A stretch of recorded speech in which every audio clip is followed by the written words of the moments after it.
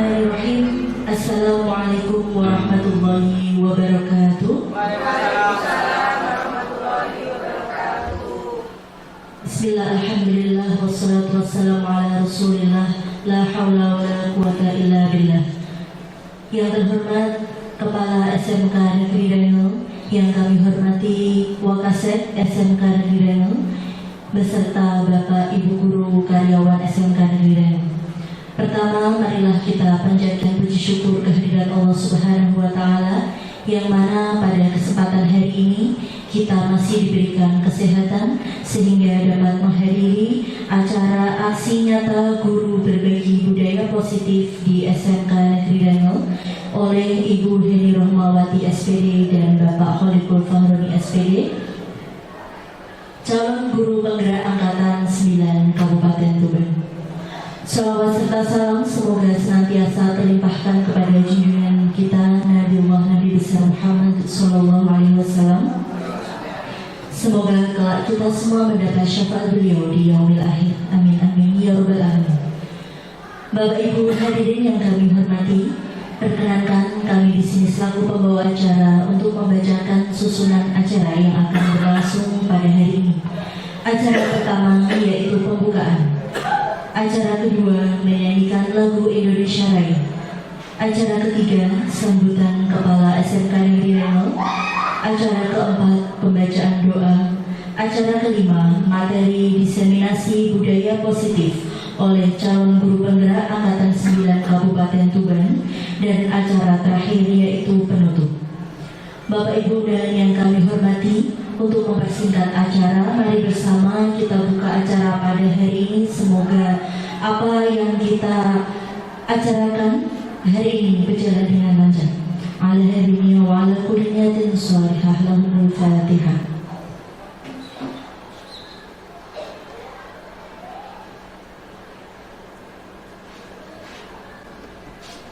Dilanjutkan acara kedua yaitu menyanyikan lagu Indonesia Raya. Hadirin dimohon berdiri.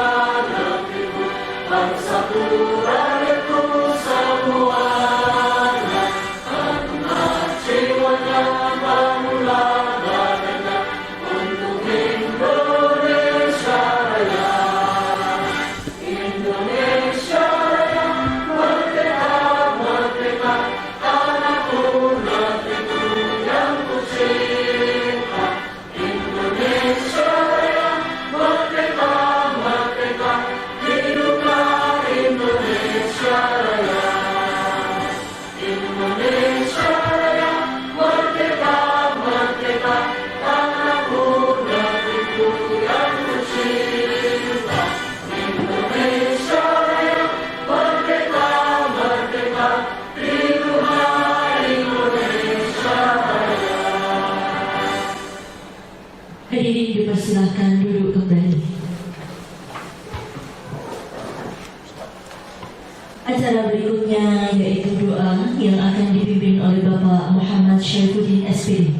Kepada beliau kami persilahkan.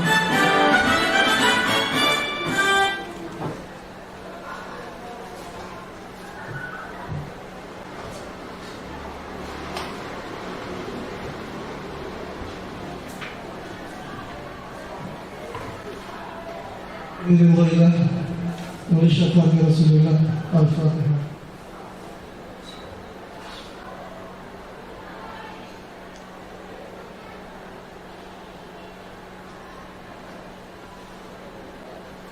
Bismillahirrahmanirrahim.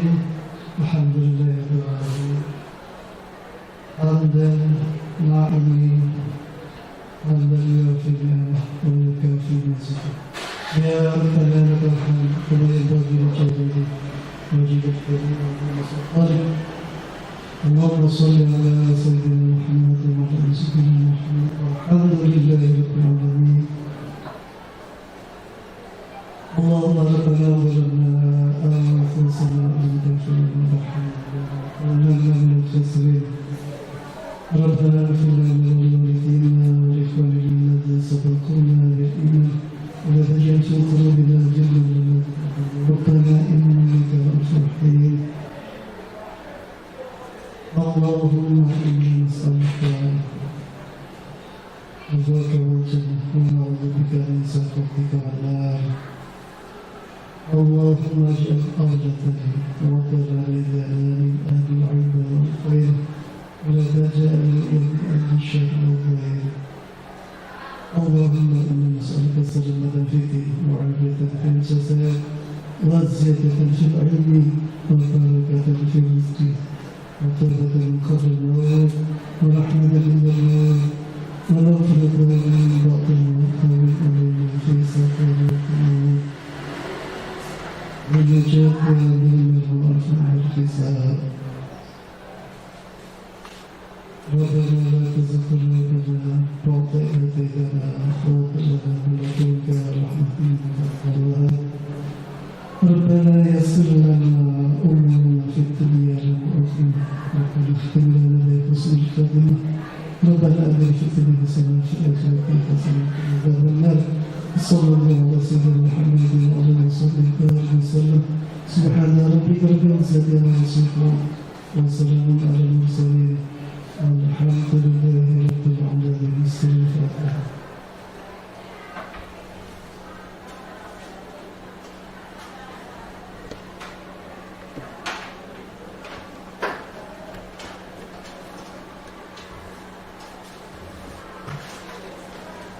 Terima kasih kami sampaikan kepada Bapak Muhammad Syaiful SPD yang telah memimpin doa. Semoga dengan bacaan doa tadi acara demi acara nanti akan berjalan dengan lancar. Amin Allahumma amin. Bapak Ibu dan yang kami hormati, dilanjutkan acara berikutnya yaitu sambutan dari Kepala SMK Negeri Reno yang pada kali ini akan disampaikan oleh Ibu Ratnawati SSI. Kepada beliau kami persilakan.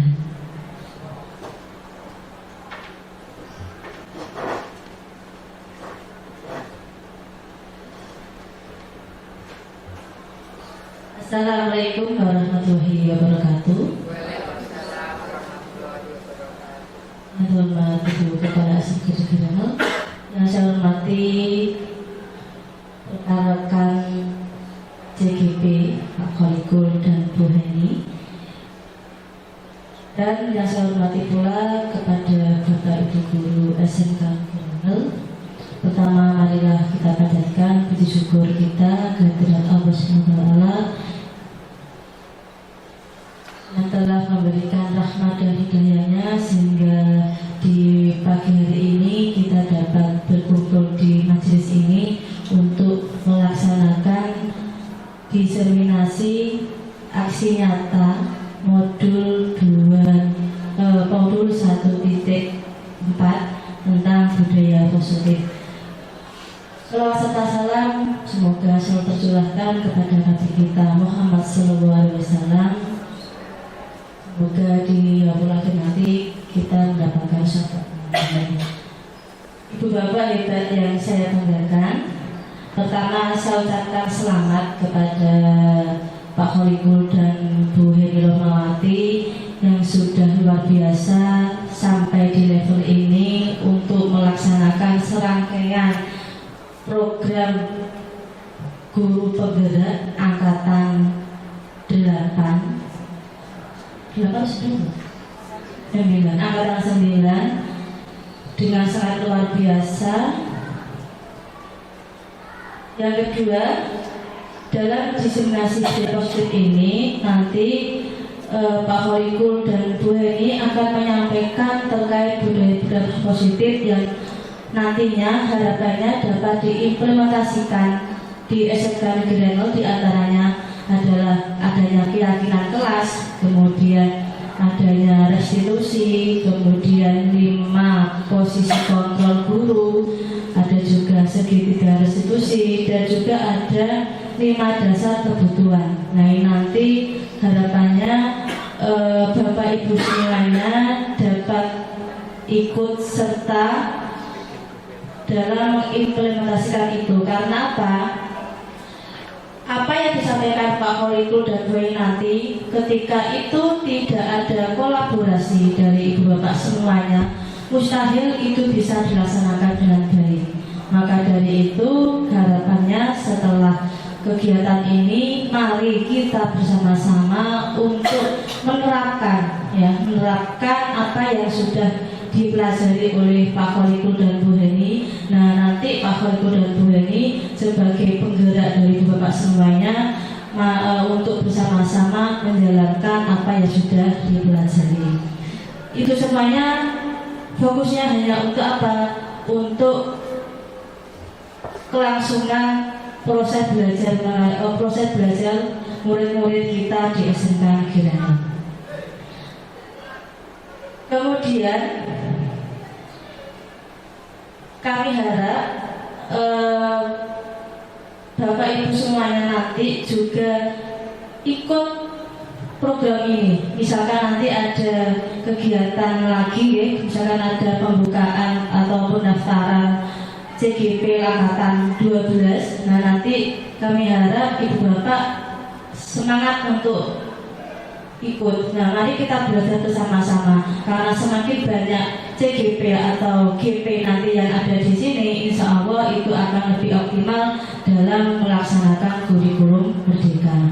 Dari nanti kami mohon maaf ya, ini kelupaan, mohon maaf. Hari ini Bu Erni tidak bisa mendampingi Ibu Bapak di acara ini karena Bu Erni hari ini sedang takziah di Bojonegoro. Mohon maaf ini saya mewakili. Tapi Ibu Bapak, selamat Pak Kholikul dan Bu Eni. Semoga kegiatan hari ini berjalan dengan lancar. Ibu Bapak semuanya semangat mengikuti. Semoga selesai sampai akhir dengan baik. Terima kasih. Mohon maaf Pak Kholikul dan Bu Eni, saya tidak bisa berlama-lama di sini karena saya juga harus melaksanakan tugas lain.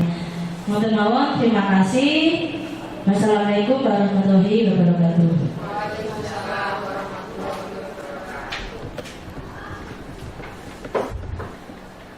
Terima kasih kami sampaikan atas sambutan yang telah diberikan oleh Ibu Ratnawati SSI. Bapak Ibu dan yang berbahagia, acara berikutnya yaitu acara inti materi diseminasi budaya positif oleh calon guru penggerak Angkatan 9 Kabupaten Tuban.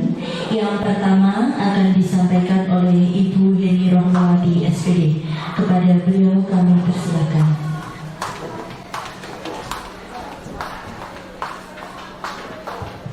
Terima kasih untuk budaya atas waktunya. Bapak Ibu, sampun siap menerima materi dari kami? Siap. Kita yanya dulu ya untuk guru penggerak ya. Jadi jargonnya guru penggerak dulu. Nanti ditirukan. Salam guru penggerak. Tergerak, bergerak, menggerakkan. Ya.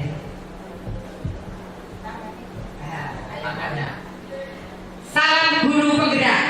Bergerak, tergerak, menggerakkan. Ulangi lagi, kurang mantap ya. Salam guru penggerak. Bergerak, menggerakkan. Jadi tergerak dulu, baru bergerak, kemudian menggerakkan. Nah, dalam hal ini saya dan Pak Kholik ini bukan kok lebih pintar dari panjenengan, bukan. Cuman saya diberi kesempatan untuk lolos di seleksi guru penggerak Angkatan 8 dan ikut pendidikan di Angkatan 9 ini.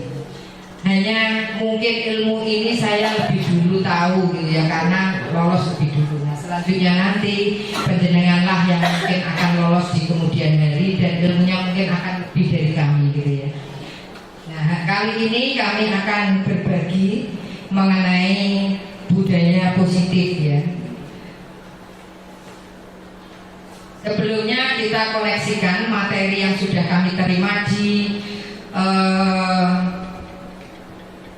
modul 1 ya. Jadi modul 1 itu kita belajar beberapa hal sebelum sampai akhirnya ke budaya positif. Next. Apa saja yang dipelajari di modul 1 ya? Kita lihat sama-sama.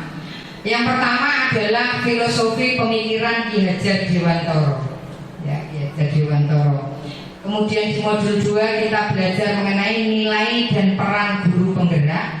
Modul 1.3 visi guru penggerak. Modul 1.4 itu kita belajar mengenai budaya positif. Nah, next. Pada akhirnya dari apa yang kita pelajari di modul 1.1, 1.2, 1.3 itu endingnya adalah pada terbentuknya budaya positif yang nantinya dengan budaya positif ini akan tercipta profil pelajar Pancasila. Nah, ya. Kemudian apa yang dipelajari di modul 1.1? Jadi filosofi pemikiran Ki Hajar Dewantara ini menjelaskan bahwa tujuan pendidikan yaitu menuntut segala kodrat yang ada pada anak agar mereka dapat mencapai keselamatan dan kebahagiaan yang setinggi-tingginya, baik sebagai manusia maupun sebagai anggota masyarakat. Nah, oleh sebab itu pendidik ini sebagai penuntun tumbuh dan hidupnya kekuatan kodrat pada anak agar memperbaiki lakunya, bukan dasarnya. Ya, hidup dan tumbuhnya kekuatan kodrat anak. Jadi anak-anak itu sebenarnya sudah diciptakan dengan kodratnya masing-masing. Nah, kita pendidik ini menuntun untuk anak ini sampai kepada tujuannya, gitu ya. Next. Sebenarnya semua hal ini sudah kita lakukan Bapak Ibu, cuman mungkin penjenengan tidak memahami bahwa kita itu sudah berlaku selayaknya filosofi KHD, gitu ya. Berikutnya dasar-dasar pendidikan yang menuntun. Nah, ini anak-anak kita itu diibaratkan sebagai benih Bapak Ibu. Jadi benih bisa padi, bisa jagung, ya monggo. Benih itu begini. Benihnya bagus, tidak dirawat dengan baik, tidak kita tuntun dengan baik, tumbuh jadi bagus ya ini, Bapak Ibu? Tidak ya, akan gagal panen penjenengan. Nah, sedangkan bibit yang tidak bagus, kemudian kita harapkan menjadi kemudian hasilnya bagus, juga sulit. Kenapa? Karena memang sudah ada kodratnya masing-masing. Nah, kodrat yang harus kita penuhi sebagai guru itu adalah menuntun dari bibit yang misalnya kurang bagus menjadi dengan hasil yang baik sesuai tuntunan dari kita. Sedangkan yang sudah bagus ya harus betul-betul dihasilkan produk pendidikan anak-anak yang dengan karakter baik, gitu ya. Next. Nah, nilai dan peran guru penggerak ini nilai yang harus ada di guru penggerak, yaitu berpihak pada murid. Nah, sebelum ikut CGP gitu ya, sebelum ikut pendidikan CGP, rata-rata kita berpedoman bahwa mengajar anak itu adalah pembelajaran langsung, yang penting tak ajar, kan begitu ya. Tetapi paradigma kita setelah belajar di guru penggerak ini berubah, bahwa kita harus berpihak kepada murid ya. Kemudian bagaimana berpihak kepada murid? Kita melakukan pembelajaran ya, yang mana itu nyaman untuk murid, gitu ya. Bukan hanya nyaman untuk guru. Jadi berpusat kepada siswa, bagaimana siswa ini menjadi tumbuh berkembang keilmuannya, gitu ya. Kemudian mandiri, reflektif, kolaboratif, dan inovatif. Jadi guru penggerak harus punya ini di dalamnya. Kemudian peran guru penggerak itu menjadi pemimpin dalam pembelajaran, mewujudkan kepemimpinan murid. Bagaimana murid itu belajar untuk menjadi pemimpin, tampil untuk berani di depan dan sebagainya ya. Kemudian mendorong kolaborasi. Jadi kami harus mampu untuk mendorong kolaborasi di antara para guru, membuat MGMP, mata pelajaran dan sebagainya. Kemudian menjadi coach bagi guru lain. Nah ini yang kita lakukan saat ini adalah apa yang kita peroleh kita tularkan kepada rekan-rekan guru yang lain dan menggerakkan komunitas praktisi. Ini nanti planning kita adalah MGMP mata pelajaran ini bisa berjalan dengan baik dan sesuai jadwal gitu ya. Oke, ini kemudian yang ke modul 1.3 kita belajar visi guru penggerak. Jadi guru penggerak itu harus punya visi. Nah visinya itu dicurahkan dalam yang namanya inquiry apresiatif ya, dengan model Bagja. Jadi buat pertanyaan, ambil pelajaran, gali mimpi, jabarkan rencana, atur eksekusi. Jadi kita membuat sebuah perencanaan untuk sampai akhirnya terbit sebuah kegiatan untuk mencapai visi dari sekolah, gitu ya. Nah ini di tahapan modul 1.3 dan sekarang kita sampai pada yang harus kita diseminasikan kepada penjenengan yaitu modul 1.4. Mari kita belajar bersama pembahasan keseluruhan modul 1.4 yaitu budaya positif. Next. Nah, budaya positif itu apa gitu ya? Penjenengan mungkin budaya kok positif gitu ya. Namanya budaya positif adalah sebuah nilai kebajikan yang menjadi keyakinan dan pada akhirnya menjadi karakter atau ciri khas dari sebuah komunitas atau lembaga. Nah, untuk menciptakan budaya positif di sekolah, guru hendaknya mampu menjalankan perannya dalam menciptakan pembelajaran yang nyaman dan menyenangkan di sekolah. Kemudian karena budaya positif ini dapat mendorong murid untuk mampu berpikir dan bertindak serta mencipta sebagai proses memerdekakan dirinya sehingga murid lebih mandiri dan bertanggung jawab. Nah, ini ada beberapa konsep yang harus diketahui untuk kita bisa membentuk budaya positif. Di antaranya adalah tadi sudah disampaikan oleh Bu Ratna ya sebagian. Ini ada 6 poin penting ya, nanti akan disampaikan oleh Pak Kolik secara terperinci dan sebagian dengan saya nanti. Nah, beberapa konsep yang harus diketahui untuk bisa membentuk budaya positif diantaranya adalah 1, disiplin positif dan nilai kebajikan universal. Ini merupakan unsur utama dalam terwujudnya budaya positif yang dicita-citakan sekolah atau pendekatan dalam mendidik anak agar dapat melakukan kontrol diri dan pembentukan kepercayaan diri pada anak. Nanti ada beberapa sikap yang merepresentasikan ini akan disampaikan oleh Pak Kolik. Kemudian motivasi perilaku manusia, hukuman dan penghargaan. Nah, jadi ini biasa kita temui di sekolah Bapak Ibu penjenengan untuk melakukan supaya anak-anak ini perilakunya menjadi lebih baik. Kadang jenengan mengambil sebuah tindakan yaitu hukuman dan penghargaan. Sebenarnya dua-duanya ini punya nilai yang sama, dapat menghancurkan potensi untuk pembelajaran yang sesungguhnya. Kok bisa? Nah, nanti kita jelaskan dalam materi ini lebih mendalam nanti ya. Kemudian posisi kontrol, restitusi. Sebenarnya kita guru ini dalam melakukan tugasnya, terutama untuk mendisiplinkan siswa, itu kita berlaku dalam 5 model posisi kontrol. Kita menjadi pemberi hukuman, pembuat rasa bersalah, menjadi teman, pemantau, ataupun manajer. Nah, secara lebih detail nanti kita bahas berikutnya. Kemudian kebutuhan dasar manusia. Ini kebutuhan dasar manusia yang menyebabkan kenapa manusia berlaku kadang sampai melanggar sebuah peraturan gitu ya. Kenapa gitu? Karena dia ingin memenuhi kebutuhan dasarnya apa saja. 1, bertahan hidup. 2, kesenangan. 3, pemuasaan. 4, kebebasan. 5, kasih sayang dan rasa diterima. Lebih jelasnya nanti kita akan dengarkan materi dari Pak Kolik atau saya nanti ya. Kemudian yang kelima, keyakinan sekolah atau kelas.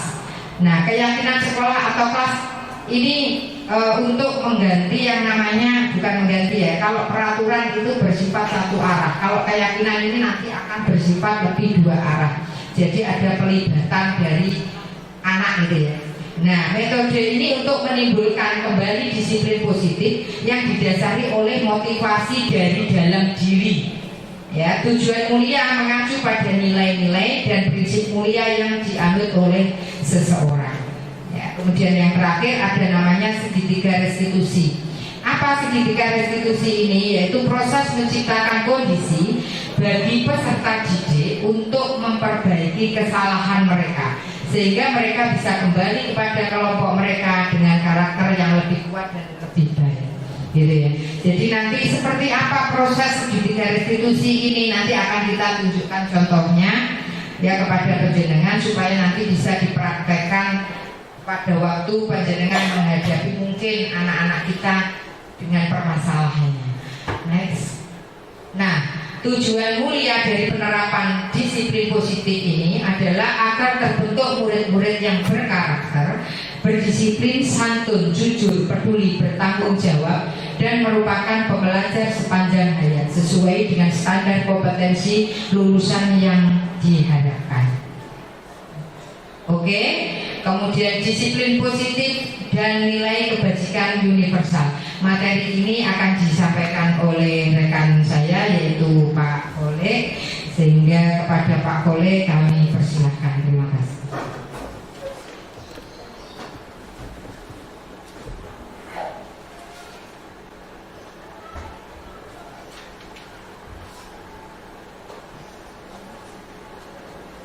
Assalamualaikum warahmatullahi wabarakatuh. Bapak Ibu, seperti apa yang sudah disampaikan oleh Bu Eni tadi, saya akan melanjutkan sebagai lanjutan dari apa yang sudah disampaikan oleh Bu Eni tadi. Memang kami dalam proses pendidikan guru penggerak ini memang harus berkolaborasi.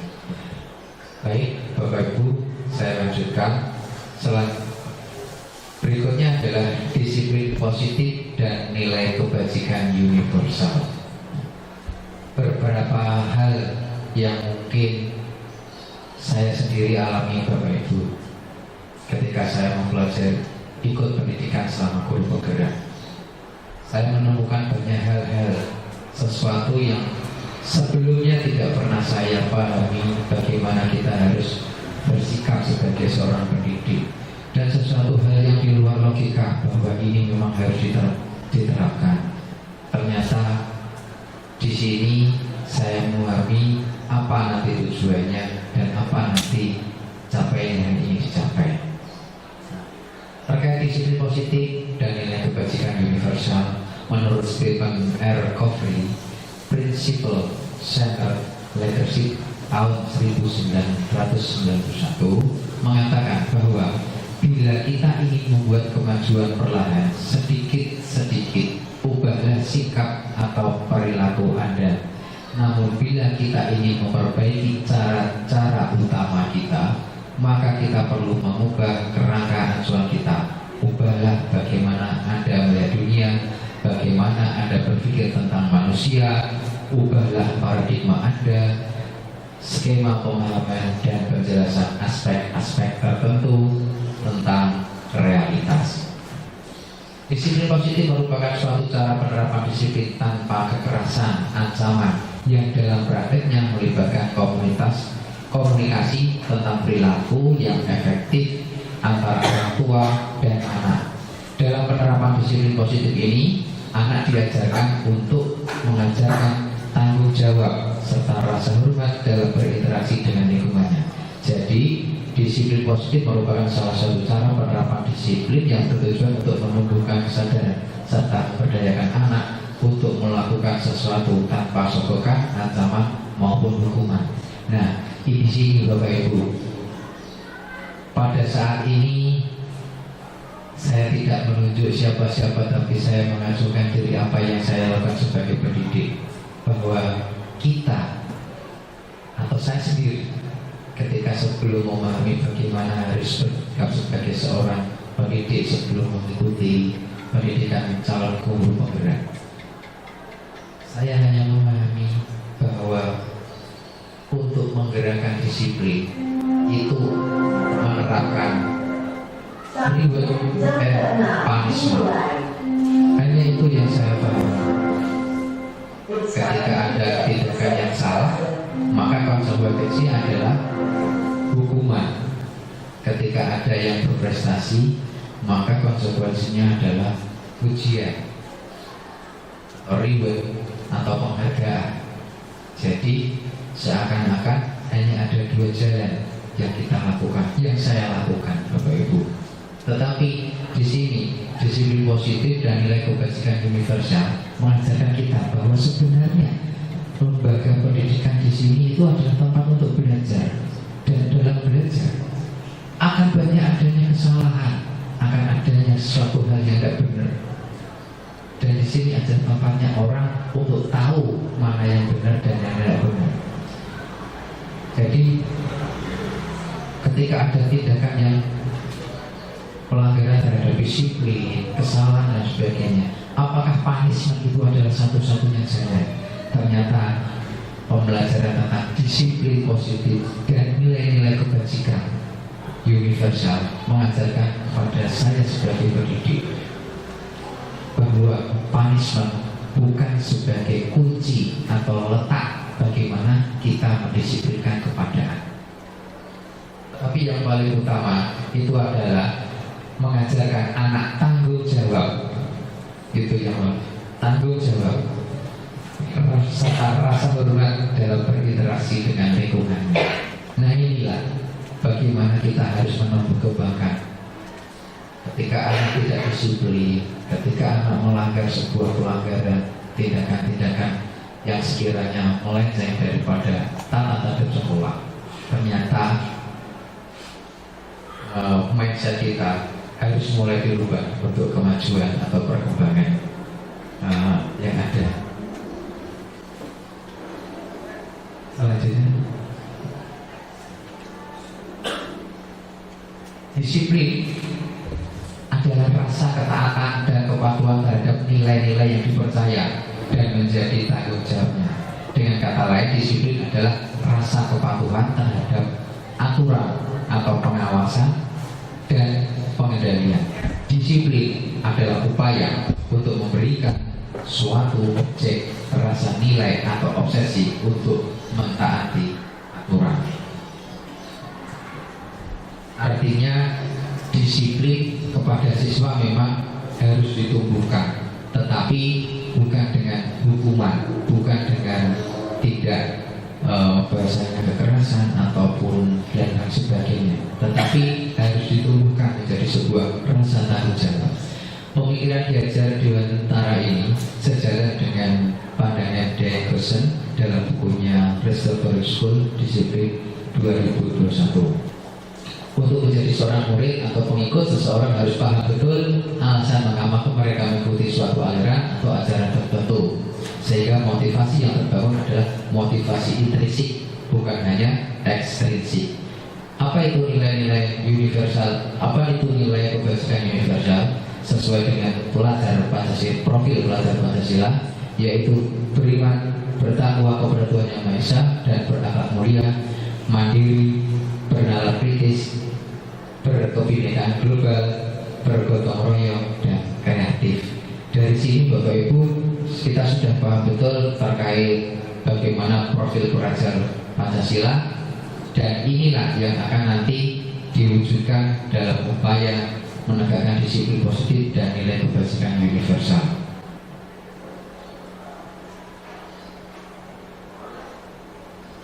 Ada 3 motivasi dalam perilaku manusia. 1. Untuk menghindari ketidaknyamanan atau hukuman. 2. Untuk mendapatkan imbalan atau penghargaan dari orang lain.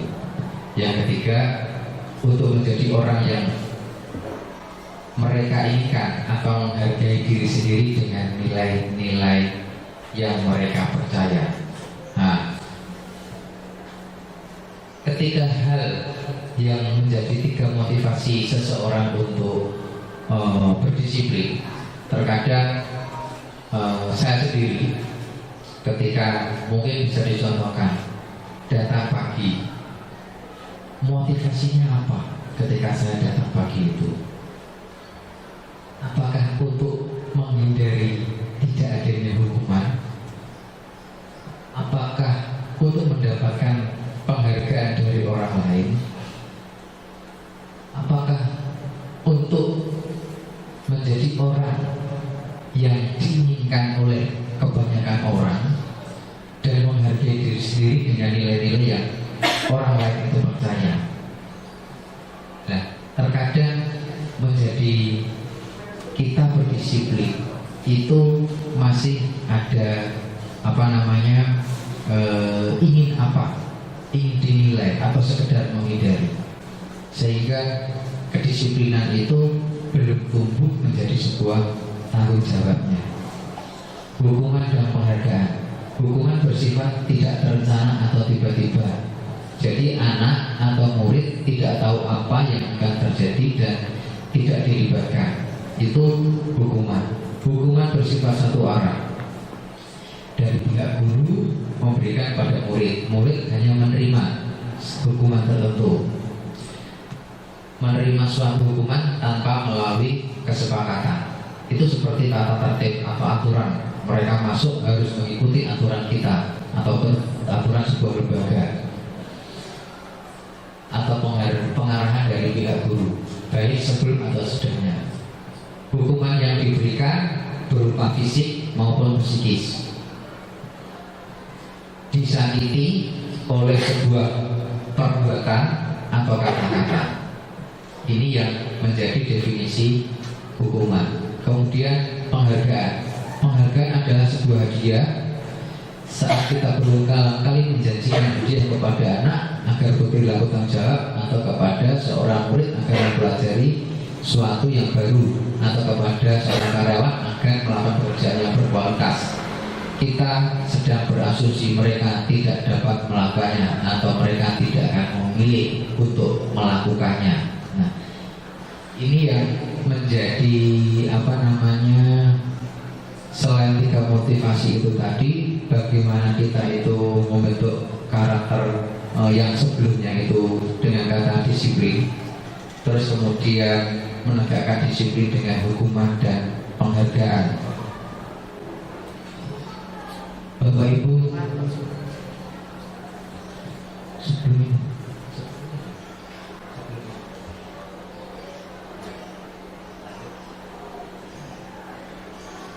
Bapak Ibu, di sini ada beberapa hal yang ingin saya jelaskan.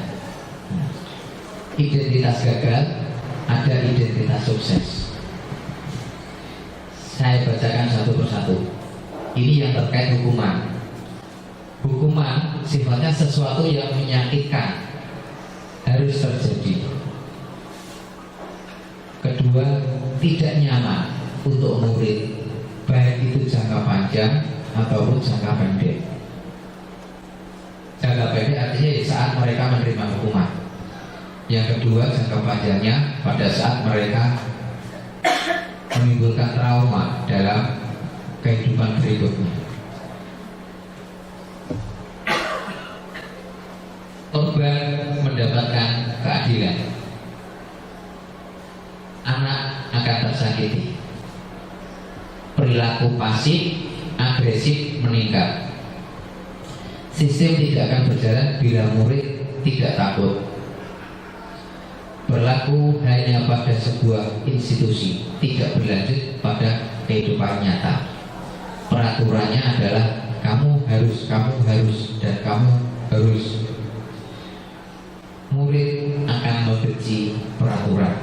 Ini menimbulkan dampak negatif.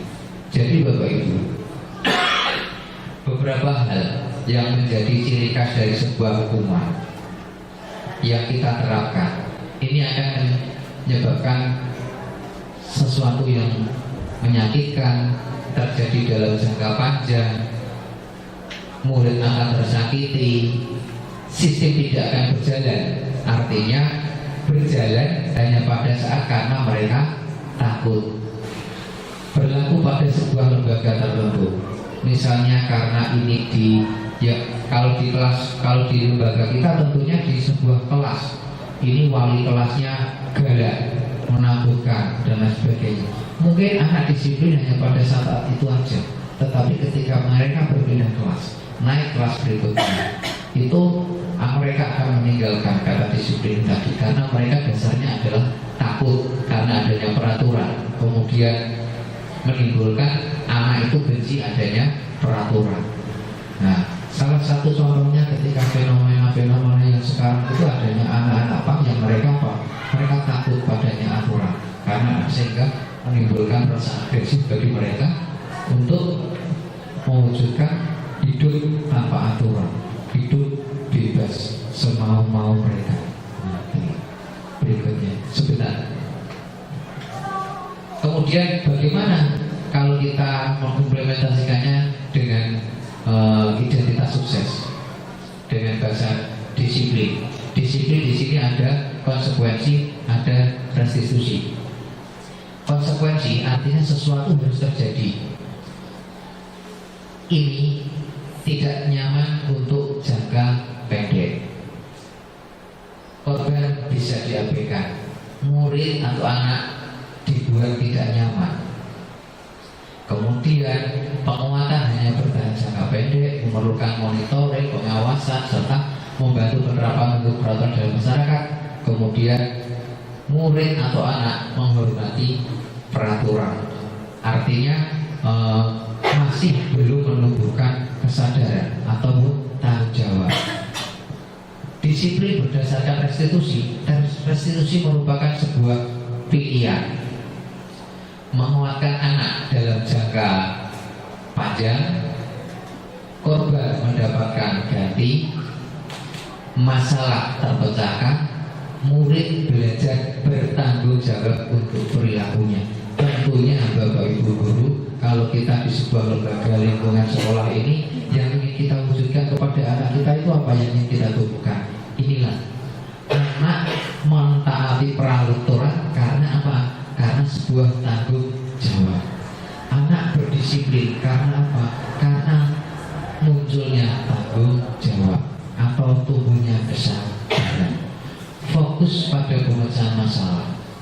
Kemudian murid atau anak menghormati dirinya dan orang lain. Inilah nantinya yang harusnya kita wujudkan. Betul tidak Bapak Ibu? Kita sebagai Bapak Ibu Guru tentunya ingin mewujudkan murid-murid kita itu terhadap peraturan itu bukan hanya sekedar takut, bukan hanya sekedar karena adanya hukuman, tetapi kita harapnya anak itu patuh terhadap disiplin karena apa? Munculnya tanggung jawab, munculnya rasa kesadaran mereka untuk mentaati peraturan, sehingga endingnya adalah murid juga akan menghormati dirinya dan orang lain, termasuk Bapak Ibu Guru. Nah, Bapak Ibu, coba mari kita belajar bersama-sama, kita coba mengikuti. Ini kira-kira salah satu contoh. Ini bisa menjadikan contoh sebagai sebuah hubungan atau sebuah konsekuensi. Mencatat 100 kali di dalam buku kalimat saya tidak akan terlambat lagi karena terlambat datang sekolah. Ini bisa dikategorikan sebuah hukuman atau kira-kira konsekuensi. Kalau kita melihat identitas konsekuensi, hukuman yang pertama hukuman ada jamnya. Betul. Terus kemudian lari mengelilingi lapangan basket 2 kali karena terlambat di sekolah. Ini juga kategori hukuman. Membersihkan coretan yang dibuatnya di meja tulis. Nah, konsekuensi. Murid diminta push up untuk 15 kali karena tidak menggunakan masker di sekolah. Ini hukuman. Menggantikan kertas tugas teman yang telah dicoret-coret, konsekuensi. Berjemur di lapangan jam 12 siang karena mengobrol dengan teman, hukuman. Murid diminta telanjang kaki sepanjang hari karena tidak membawa sepatu warna hitam seperaturan sekolah, hukuman.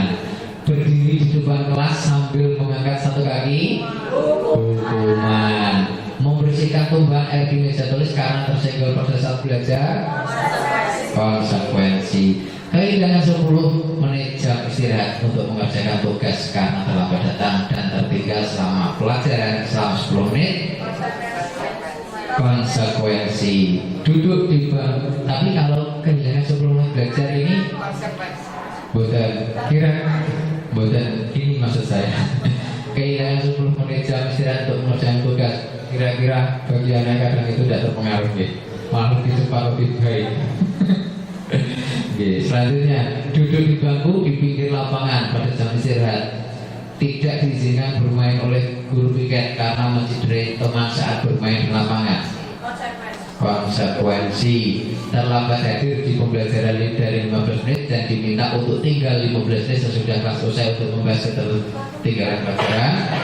Konsekuensi. Lari mengelilingi lapangan basket 2 kali karena terlambat 10 menit untuk pembelajaran BSOK, hukuman. Membersihkan WC karena mematahkan pensil kawannya, hukuman. Nah, selanjutnya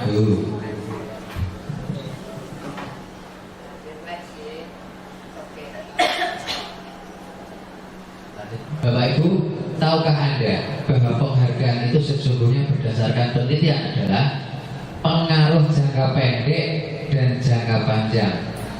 Penghargaan tidak efektif, penghargaan merusak hubungan, penghargaan mengurangi ketepatan, penghargaan menurunkan kualitas, penghargaan mematikan kreativitas, penghargaan menghukum motivasi dari dalam diri atau intrinsik. Ternyata Bapak Ibu, selama ini saya sendiri juga baru memahami, ternyata tidak selamanya yang namanya penghargaan itu memberikan dampak positif. Sebenarnya kalau kita kan maksud memberikan penghargaan itu kan karena sebagai sebuah penghargaan karena berprestasi, tapi ternyata penghargaan itu memiliki dampak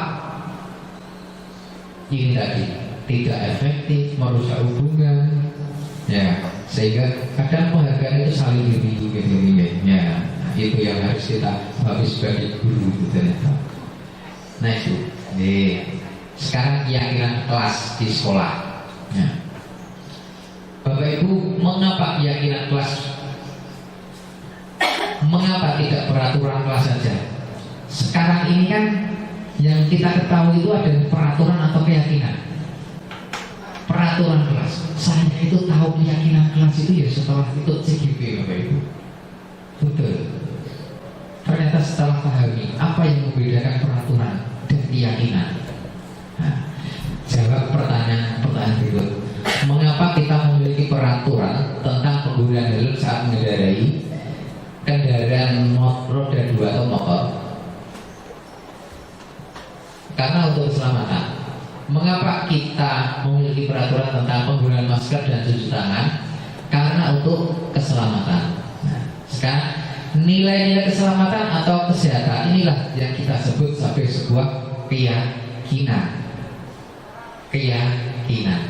Nah, yaitu nilai-nilai kebajikan universal yang disepakati secara tersirat dan tersurat lepas dari latar belakang suku, negara, bangsa maupun agama. Seperti yang sudah disampaikan sebelumnya, nilai-nilai kebajikan bahwa menekankan pada keyakinan seseorang akan lebih memotivasi seseorang dari dalam.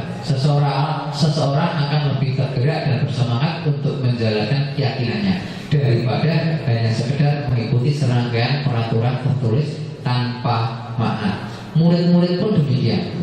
Mereka perlu mendengarkan dan memahami arti sesungguhnya tentang peraturan-peraturan yang diberikan. Nilai apa kebajikan yang dibalik peraturan tersebut? Apa tujuan utamanya dan menjadi tidak tertarik atau takut sehingga hanya sekedar mengikuti serangkaian peraturan-peraturan yang mengatur mereka tanpa memahami tujuan mulianya. Nah, biasanya kita hanya tahu mengapa kita tahu.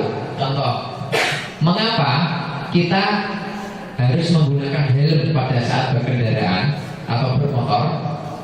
Ibu-ibu jawabnya apa? Supaya tidak ditilang. Kadang seperti itu. Supaya tidak ditangkap polisi. Nah, keyakinan itulah yang harus kita bangun. Ternyata kalau hanya sekedar untuk tidak ditilang polisi, maka ketika tidak ada polisi bagaimana? Maka tidak patuh. Demikian halnya kepada anak-anak. Bagaimana anak-anak itu bisa patuh membuang sampah tidak sembarangan atau membuang sampah pada tempatnya? Anak-anak membuang sampah pada tempatnya, jangan-jangan seperti contoh tadi. Kenapa kita aktif menggunakan helm? Karena apa? Karena takut ditilang polisi. Anak-anak ini jangan-jangan membuang sampah pada tempat sampah karena apa? Karena takut dihukum oleh gurunya. Nah ini, saya sendiri baru memahami bahwa ternyata kalau saat ini, kenapa kita menggunakan helm? Karena untuk keselamatan, karena untuk kesehatan. Kalau saya Bapak Ibu, sekarang ini di kampung saya untuk naik motor berjarak kurang lebih 500 atau 200 meter, saya itu harus menggunakan helm. Kenapa? Apakah karena masih takut dengan polisi? Tidak. Karena apa Bapak Ibu? Karena mata saya ketika kemarin harus operasi katarak berapa belas bagus itu, ternyata saya harus menyadari saya harus menggunakan helmnya yang tertutup untuk apa? Melindungi mata saya. Nah, akhirnya tumbuh keyakinan saya pakai helm bukan karena takut pada peraturan, bukan takut karena polisi, bukan takut karena lain-lain, tetapi lebih kepada kesehatan atau keselamatan. Nah, itu Bapak Ibu. Demikian juga kepada anak. Kita harus tumbuhkan tanggung jawab, tumbuhkan kesadaran. Untuk apa? Jadi kesadaran yang perlu kita tumbuhkan supaya anak paham kenapa mereka harus membuang sampah di tempatnya. Bapak Ibu, lanjutin Bu. Ya. Prosedur pembentukan keyakinan sekolah atau kelas. Yang pertama, mempersilahkan warga sekolah atau murid-murid di kelas untuk bersurat pendapat tentang peraturan yang perlu disepakati. Maka yang pertama, peraturan harus sudah ada dulu atau belum Bapak? Ada dulu.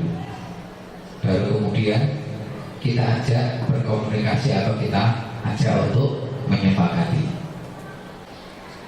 Dua, mencatat semua masukan-masukan para murid atau warga sekolah di kertas, di mana semua anggota kelas bisa melihat hasil surat pendapat. Kemudian susunlah sebuah keyakinan kelas sesuai prosedur pembentukan keyakinan kelas. Gantilah kalimat-kalimat dalam bentuk negatif menjadi kalimat positif. Contohnya kalimat negatif adalah jangan berlari di kelas atau koridor. Kalimat positifnya bagaimana Bu? Berjalanlah di kelas atau koridor. Dilarang membuat gaduh. Salah satu contohnya. Bagaimana kalimat positifnya? Saling menghormati sesama teman saat proses belajar. Itu salah satu contohnya. Dilarang mencuri, artinya berlaku jujur selama berada di lingkungan kelas. Nah, itu salah satu contohnya Bapak Ibu.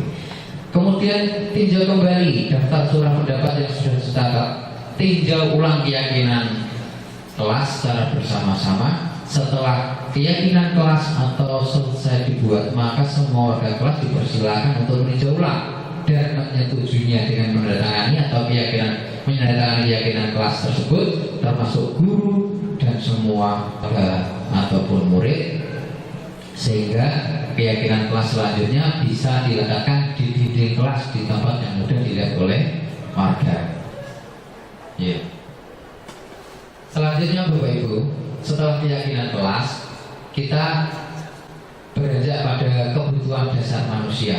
Pada modul 1.2, nilai dan peran guru penggerak akan dibahas mengenai 5 kebutuhan dasar manusia.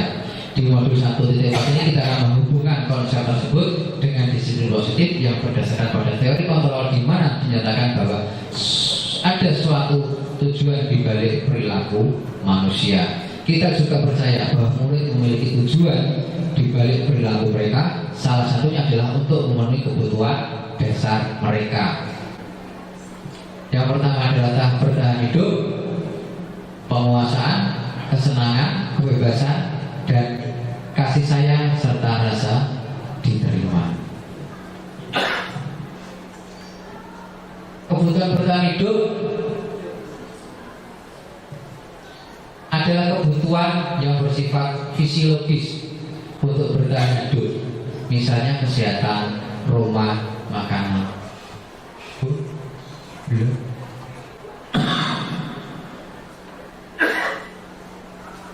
Kasih sayang dan rasa diterima. Kebutuhan ini ada 3. Kebutuhan ini dan 3 kebutuhan berikutnya adalah kebutuhan psikologis. Kebutuhan untuk disayangi dan diterima meliputi kebutuhan akan hubungan dan koneksi sosial, kebutuhan untuk memberi dan menerima kasih sayang, dan kebutuhan untuk merasa menjadi bagian dari suatu kelompok. Kebutuhan ini juga meliputi keinginan untuk tetap terhubung dengan orang lain, seperti teman, keluarga, pasangan hidup, teman kerja, binatang peliharaan, dan kelompok di mana kita bergabung.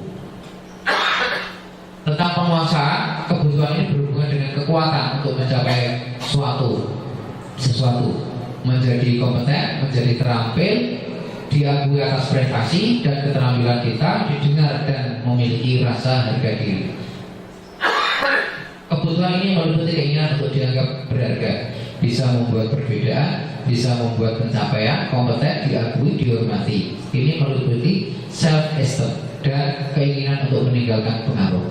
Anak-anak yang memiliki kebutuhan dasar akan penguasaan yang tinggi biasanya selalu ingin menjadi pemimpin.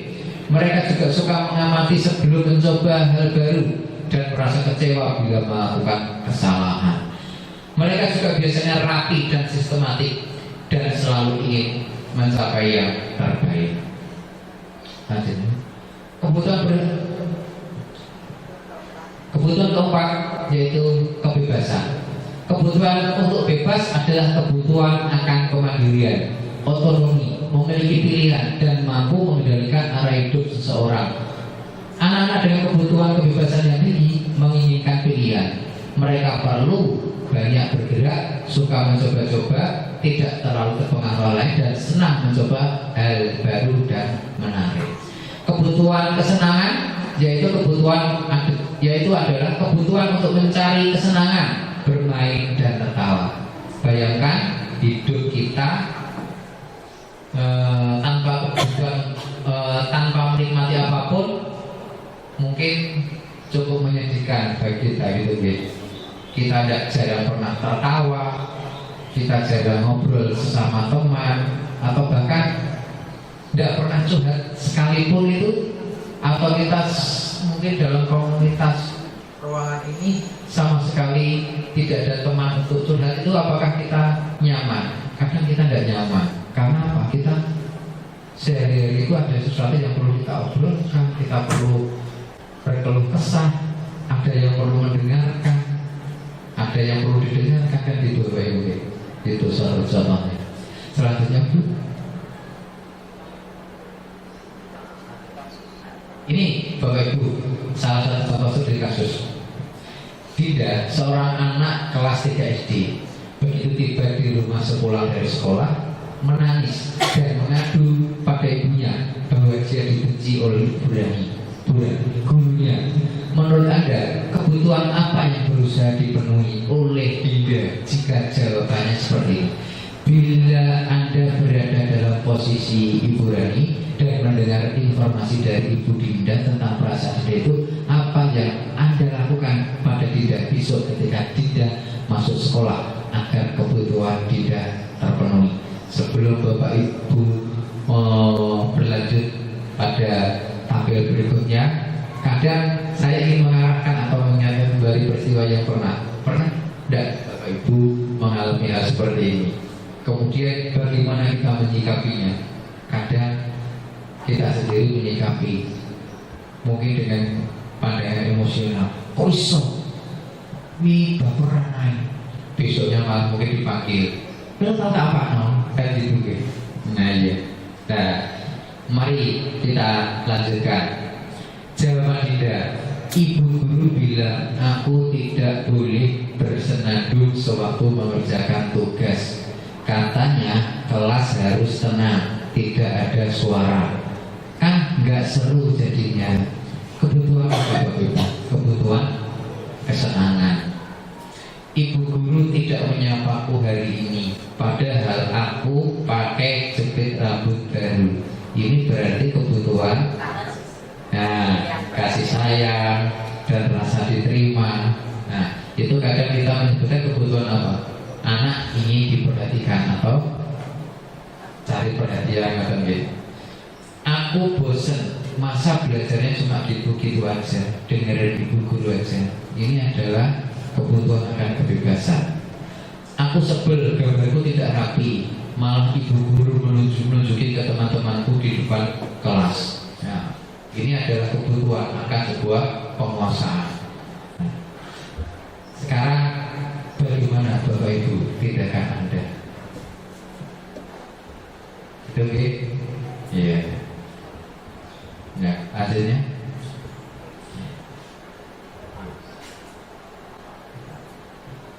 Selanjutnya Bapak Ibu, materi kelima tentang restitusi, 5 posisi kontrol. Nah, terkait materi ini selanjutnya akan dilanjutkan oleh rekan saya. Saya kembalikan pada Ibu Heni. Monggo Bu Heni. Terima kasih Pak Kolek atas ilmunya yang luar biasa tadi. Bapak Ibu sudah mendapat pencerahan ya terkait beberapa hal tadi ya. Oke, sudah ngantuk Bapak Ibu? Kalau ngantuk kita tepuk tangan dulu ya. Coba nyanyi koyok-koyok cateka ya gak apa-apa, sementing semangat. Lagunya gini aja. Kalau kau suka hati tepuk tangan. Yang mulai. Kalau kau suka hati tepuk tangan. Kalau kau suka hati tepuk tangan. Kalau kau suka hati mari kita lakukan. Kalau kau suka hati tepuk tangan. Tepuk tangan semua. Terima kasih. Saya ada ice breaking ya. Tadi kebetulan ada VT liwat gitu kan. Cluenya begini. Bapak Ibu ada yang punya orang ketiga?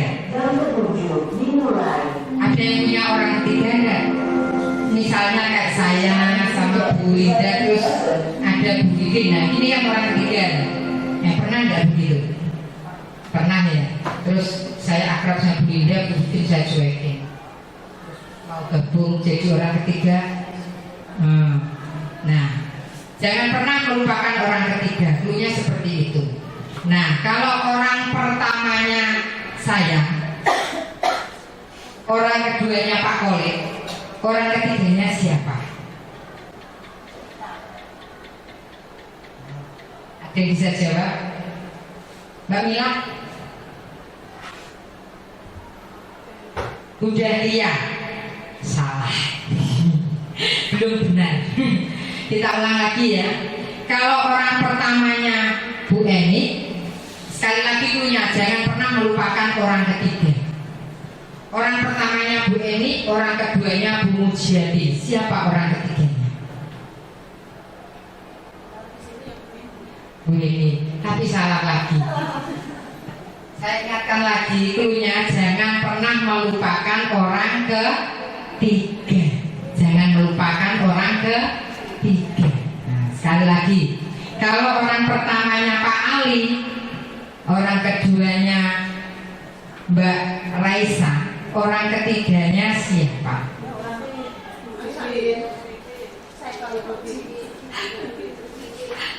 Mau tahu jawabannya? Jangan pernah melupakan orang ketiga. Maka orang ketiga harus disebut dong. Jangan lupa. Kalau saya tanya siapa orang ketiganya, orang ketiganya adalah, nah, siapa saja bisa menjadi orang ketiga. Yang penting ada di sini, ya. Ataupun tidak ada di sini pun bisa. Tapi jangan pernah melupakan orang ketiga. Kalimat itu jangan ditinggal. Ikut menjadi jawaban, baru menyebut nah, nanti bisa dijajal untuk dari bingung murid-muridnya ya. Oke, dipasau-nanan. Lanjut ya, kita ke pokok bahasa. Pokok bahasa ke tenanan ya.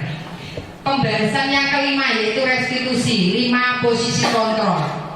Sebenarnya Bapak Ibu, kita sebagai guru itu sering macak jadi seperti ini gitu ya.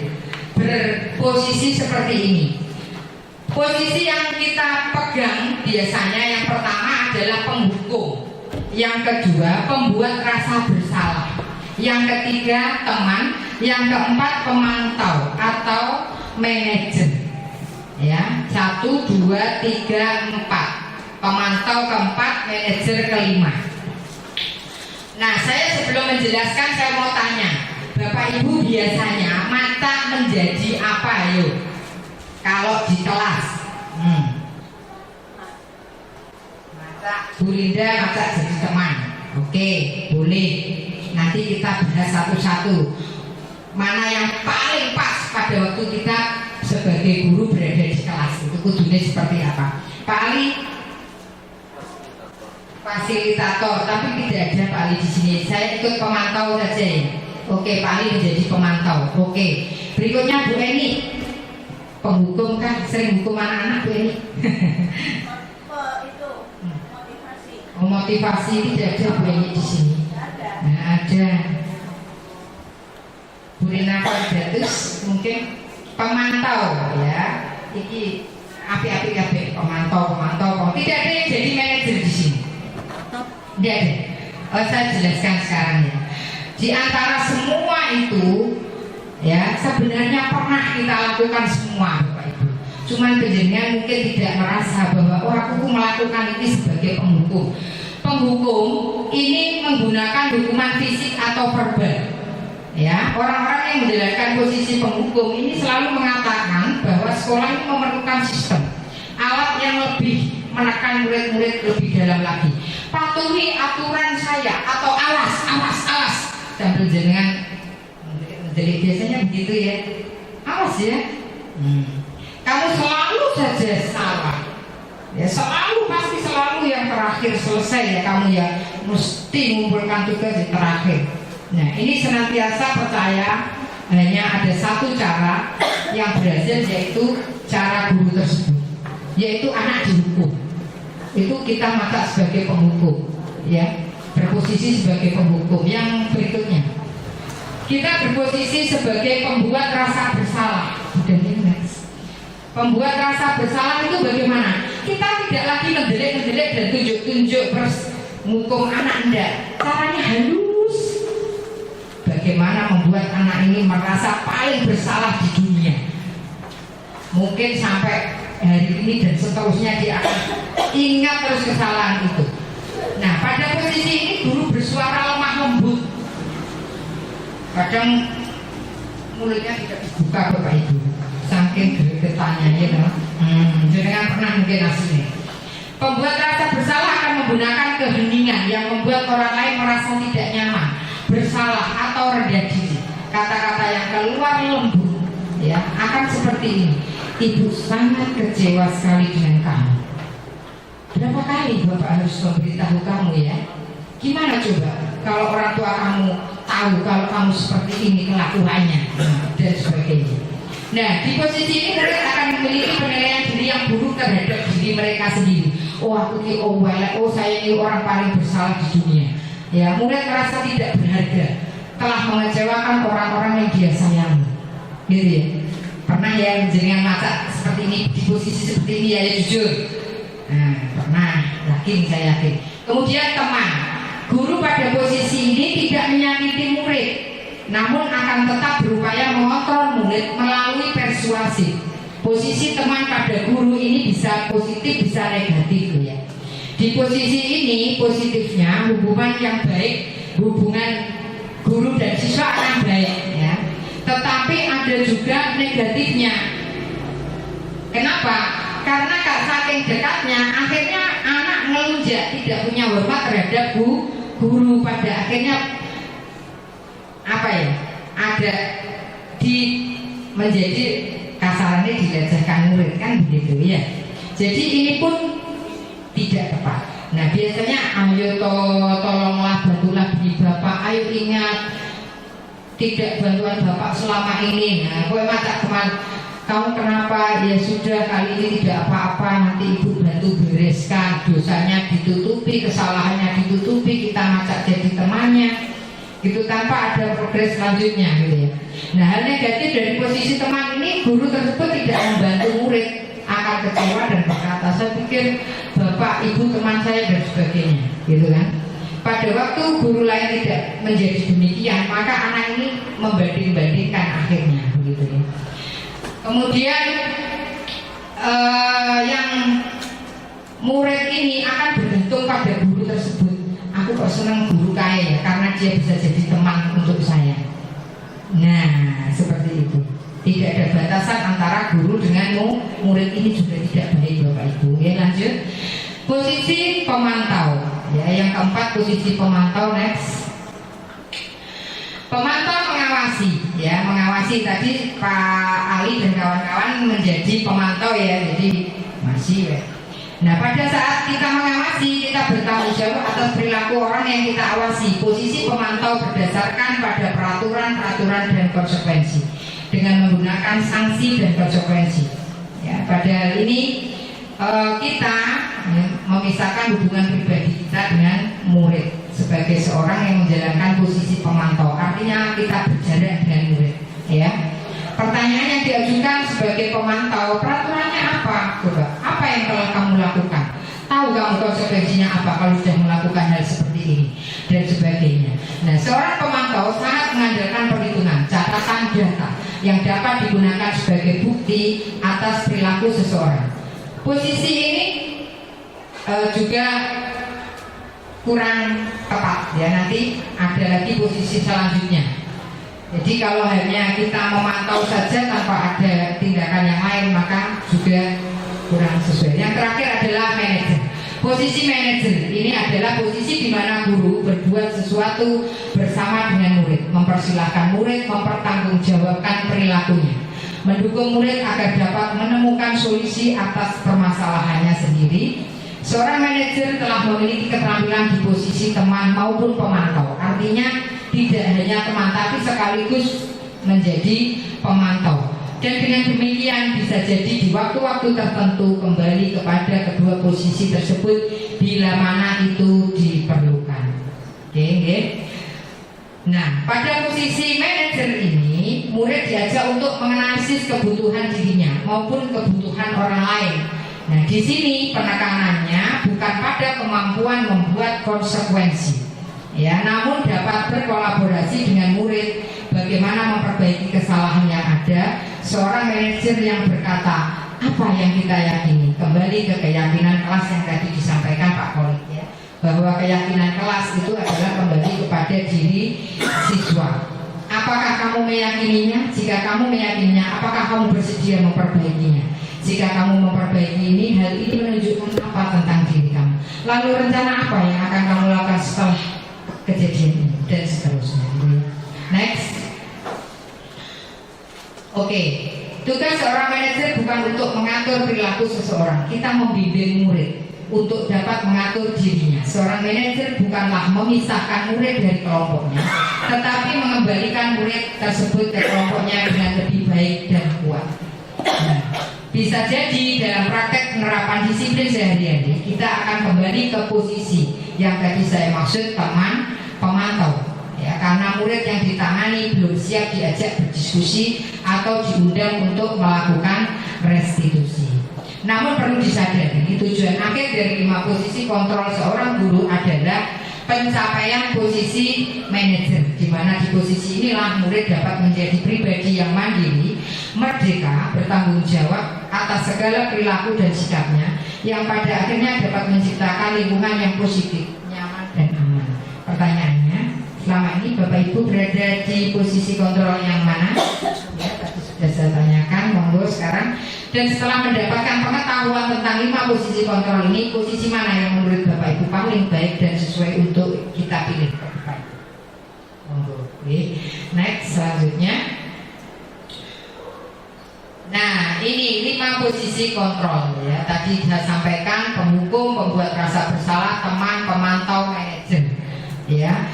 Semua guru berbuat bagaimana? Kalau menghukum ya menghadik tadi, mendelik dan sebagainya dengan kekerasan gitu ya, suara tinggi, fisik menyakiti, menyindir. Nah, kalau membuat rasa bersalah tadi adalah berceramah menunjukkan kekecewaan yang mendalam. Kalau teman membuat alasan-alasan untuk murid-muridnya.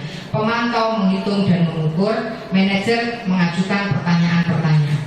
Nah, ini beberapa hal terkait posisi kontrol yang dapat Bapak Ibu pilih dan mana yang terbaik. Next. Kita ke terakhir, yaitu segitiga restitusi. Nah, sebelumnya kita tonton dulu ya video dari segitiga restitusi ini. Mungkin bisa diputar Bu. Nah, bisa. Bentar.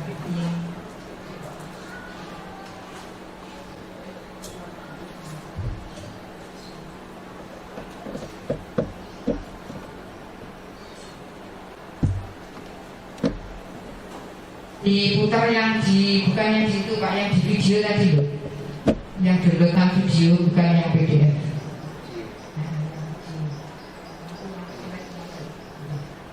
Ya, slide yang bagian, slide yang langsung menuju survei.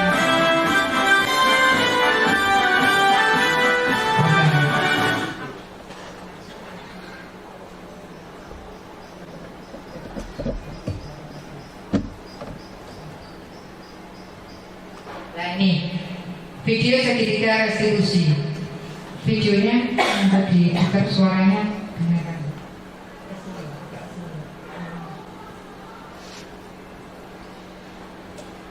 Nah ini kita melakukan restitusi kepada Ananda Sohib ya, karena berdasarkan laporan dari pembina pramuka yang bersangkutan ini melakukan pelanggaran, sering tidak ikut ekskul. Nah ini tahapan segitiga restitusinya.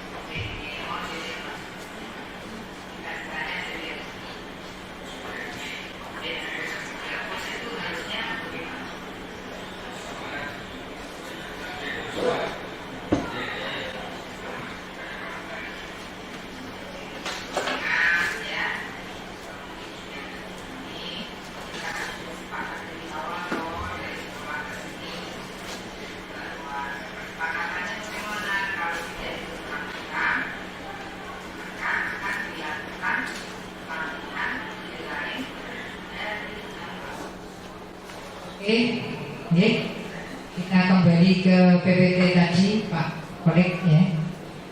Ini segitiga restitusi Bapak Ibu. Jadi beberapa hal yang kita lakukan terkait segitiga restitusi tahapannya adalah anak ini melakukan kesalahan, ya, melakukan kesalahan. Apa iya dia akan terus bersalah? Maka kita menstabilkan identitasnya dulu, ya, distabilkan dulu. Kita membersamai, yo maca ini, yo sing salah orang mau sampean tak boleh begini yo tahu salah kok yo, tapi yo nah seperti itu. Artinya dia tidak menjadi paling bersalah sendirian, tetapi kita membersamai. Kemudian setelah itu, setelah dia menjadi netral posisinya, kita baru gali apa alasannya dan sebagainya. Kemudian kita arahkan dia untuk menyadari kesalahannya. Nah ini setiap orang pasti pernah melakukan kesalahan. Kita begitu posisinya. Kamu bukan satu-satunya yang pernah melakukan hal ini, gitu. Tapi yo jangan terus. Ayo kembali ke jalan yang benar kan gitu ya. Kemudian selanjutnya anak ini menyadari kesalahannya, validasi kebutuhan. Kamu tentu punya alasan mengapa melakukan itu. Mengapa? Saya malas Bu, panas, saya malas berangkat.